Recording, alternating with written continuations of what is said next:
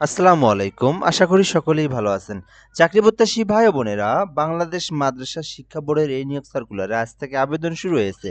তো আপনারা কিন্তু এই সার্কুলারে এখন আবেদন করতে পারবেন। তো আজকে আমরা এই সার্কুলারটা নিয়ে বিস্তারিত আলোচনা করব।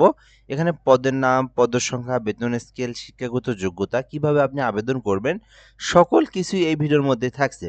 তো যারা সরকারি চাকরির আবেদন খুঁজে থাকেন বা আবেদন করে থাকেন, ভিডিওটা সম্পূর্ণ দেখবেন।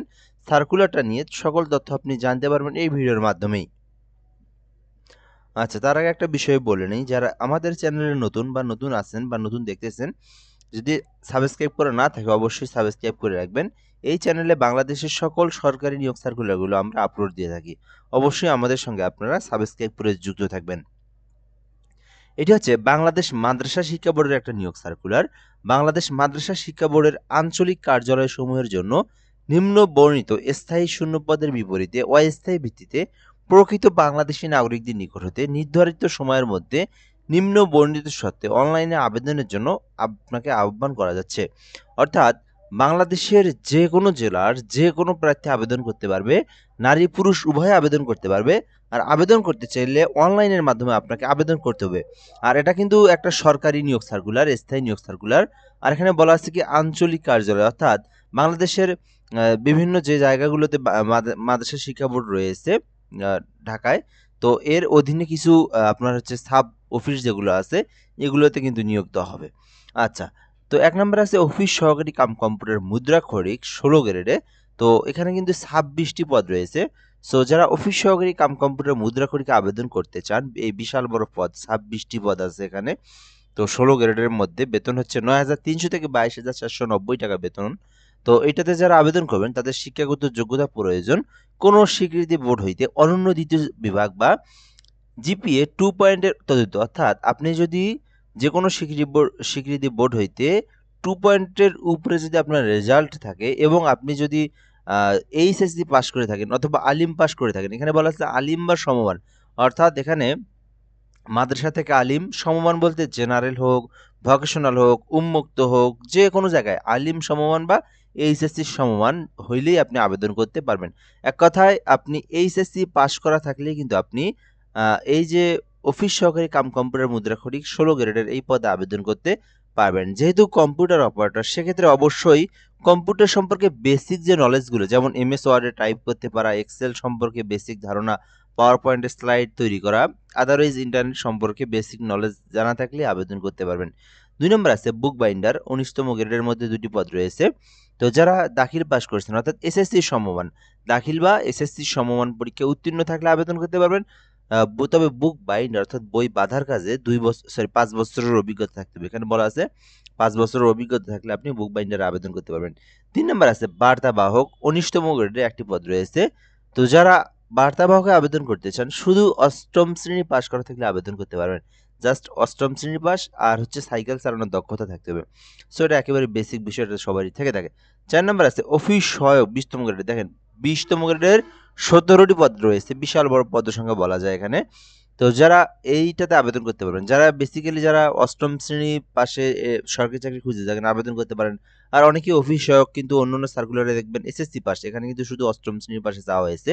তো পরীক্ষাও কিন্তু অনেকটা সহজ প্রশ্নই আসবে। তো যারা এটাতে আবেদন করতে চান অফিস সহায়কে আবেদনটা করতে পারেন। ২০তম গ্রেডের ১৭টি পদ রয়েছে। তো এখানে কিন্তু আর কোনো অভিজ্ঞতা বা কোনো কিছুর প্রয়োজন নেই। অষ্টম শ্রেণী পাস থাকলে অফিস সহায়কে আবেদন করতে পারবেন। আচ্ছা, ৫ নাম্বার আছে মালি, অর্থাৎ হচ্ছে মালি কাজের আরকি ২০তম গ্রেডের একটি পদ রয়েছে, অষ্টম শ্রেণী পাস। সো এই যে বাংলাদেশ মাদ্রাসা শিক্ষা বোর্ডের অধীনে যে অফিস আছে, অফিস ভবনে যে মালি প্রয়োজন, তো নিয়োগ দেওয়া হবে, একটি পদ রয়েছে। যারা আবেদন করতে চান করতে পারেন। ৬ নম্বরে রয়েছে পরিচ্ছন্নতা কর্মী, ঝাড়ুদার, পরিষ্কার পরিচ্ছন্নতার যে বিষয়টা। সো এখানে কিন্তু একটি পদ রয়েছে। শুধু অষ্টম শ্রেণী পাস করা থাকলেই কিন্তু আপনারা পরিচ্ছন্নতা কর্মীতেও আবেদন করতে পারবেন। তো এখানে আপনি আপনার শিক্ষাগত যোগ্যতা অনুযায়ী যেটাতে ইচ্ছে সেটাতে আবেদন করতে পারেন। বেসিক্যালি যারা এসএসসি পাস অফিস সহায়কে আবেদন করতে পারেন, আর যারা এইচএসসি পাস কম্পিউটার সম্পর্কে জানা আছে কিছু, অফিস সহকারী কাম কম্পিউটারে আবেদন করতে পারেন।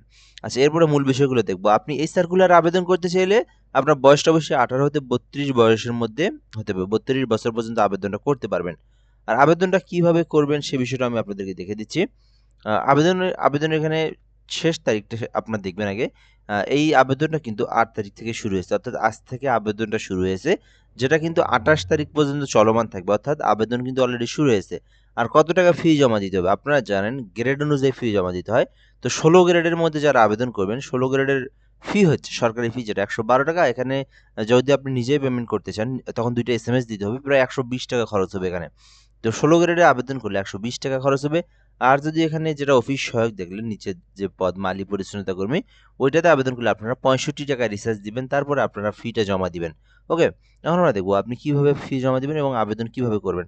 আপনি যদি এই সার্কুলারে আবেদন করতে চান, সেক্ষেত্রে আপনারা নিজেরাই যদি আবেদন করতে চান, নিজেদের ল্যাপটপ কম্পিউটার থেকে থাকে, তো সেক্ষেত্রে গুগল অথবা ক্রোম ব্রাউজারে লিখবেন bmeteletalk.com.bd, এটা লিখবেন, লিখে সার্চ করবেন, তাহলে কিন্তু আপনারা যে আবেদনের যে ওয়েবসাইট সেটা পেয়ে যাবেন। সো এখান থেকে আপনি অ্যাপ্লিকেশন করতে পারবেন। আর আপনি চাইলে আমার মাধ্যমে আবেদন করে নিতে পারবেন। সেই ক্ষেত্রে হোয়াটসঅ্যাপ নাম্বারে এসএমএস করতে হবে। তো আমাকে এসএমএস দিলে আমি আপনাকে একটা ফর্ম দেবো। সো ওই ফর্মের যে ইনফরমেশনগুলো, ওগুলো আপনি পূরণ করে দিবেন। আপনাকে সঙ্গে সঙ্গে আবেদন করে অ্যাপ্লিকেশন কপিটা পাঠিয়ে দেবো। তো আপনি ঘরে বসে নির্ভুলভাবে আবেদন করতে, যে কোনো সরকারি চাকরির আবেদন এই হোয়াটসঅ্যাপ নাম্বারে এসএমএস করতে পারেন 0177 58 303 12। ওকে, এরপর আমরা এখান থেকে দেখব আবেদন করতে। নিজেরা আবেদন করলে 300 বাই 300 পিক্সেলের একটা ছবি এবং 300 বাই 60 পিক্সেলের একটা স্বাক্ষরের কিন্তু প্রয়োজন হবে। তারপরে এখানে আপনি সমতুল্য টাকা রিচার্জ করে ফিটা জমা দিয়ে আপনাকে আবেদনটা সাকসেসফুলি সাবমিট করতে হবে। তো কিভাবে আপনারা পেমেন্টটা করবেন এটাও আমি আপনাদেরকে বলে দিচ্ছি। তো ফার্স্ট এসএমএস এ আপনারা বিএমইবি লিখবেন, লেখার পরে স্পেস দিয়ে ইউজার আইডি লিখবেন, লেখার পরে এই যে টেলিটক সিমের যে কোড নাম্বার 16322, এই নাম্বার আপনারা সেন্ড করে দিবেন। তো সেন্ড করে দিলে আপনাকে কিন্তু একটা এরকম এসএমএস দেওয়া হবে। তো পরবর্তীতে আবার এসএমএস লিখতে হবে বিএমইবি, স্পেস দিয়ে ইএস লিখবেন, লেখার পরে পিন নাম্বার লিখবেন, লেখার পরে আবার আপনারা সেন্ড করতে হবে আপনাদেরকে 16322, এই নাম্বারটাতে সেন্ড করে দিবেন। তো সেন্ড করলে দেখবেন আপনার আবেদনের পেমেন্টের টাকাটাও কেটে নিচ্ছে এবং আপনাকে একটা এরকম কংগ্রাচুলেশন এসএমএস জানিয়ে দেওয়া হয়েছে। তো তখনই কিন্তু আপনার আবেদনটা সাকসেসফুলি সম্পূর্ণ হয়ে যাবে। তো আশা করি আপনারা এই সার্কুলার নিয়ে বুঝতে পেরেছেন সকল ইনফরমেশন এবং তথ্যগুলো। তো যারা মাদ্রাসা শিক্ষা বোর্ডে আবেদন করতে চান, আবেদনটা করতে পারেন। তো এ পর্যন্তই। সার্কুলার নিয়ে আরও কোনো কিছু জানার থাকলে কমেন্ট করে জানাতে পারেন। আর আমাদের ফেসবুক পেজের লিঙ্ক কমেন্ট বক্সে দেওয়া আছে, অবশ্যই ওখান থেকে ফলো করে রাখবেন, আমাদের সঙ্গে যুক্ত থাকবেন। ভালো থাকবেন। আসসালামু আলাইকুম।